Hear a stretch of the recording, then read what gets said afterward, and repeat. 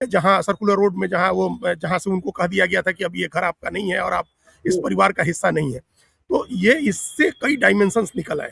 अब जी। पहला सीधे जो अगर एकदम नाइबिटी के साथ जिसको बोलते हैं कि मतलब ऐसा कि मासूमियत के साथ अगर कहें तो वो होगा कि भाई लालू यादव तो इसलिए आ गए कि उनके बड़े बेटे हैं और उन्होंने इंडिपेंडेंटली पहला कोई बड़ा इस तरह का आयोजन वो कर रहे हैं अपना। एक सामाजिक फंक्शन है, इसको राजनीतिक तो नहीं कहेंगे, एक जी। सांस्कृतिक और सामाजिक कार्यक्रम है, तो जाना हम्म। चाहिए उसमें।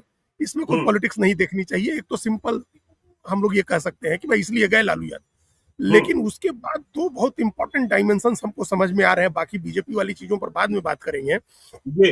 पहला तो ये हमको लग रहा है लालू यादव जितने शातिर व्यक्ति हैं और अभी भी फिजिकली वो कमजोर हो गए हैं, लेकिन हम्म। उनका मानसिक स्वास्थ्य, मेंटल हेल्थ जिस लेवल का है वो एकदम उसी तरह का इंटैक्ट है। वो अभी भी बिल्कुल। तमाम तरह से किस तरह से प्लानिंग करनी चाहिए है, क्या मैसेज देना चाहिए, ये बहुत अच्छे से जानते हैं। राजनीतिक विधानसभा, चतुराई है। बिल्कुल।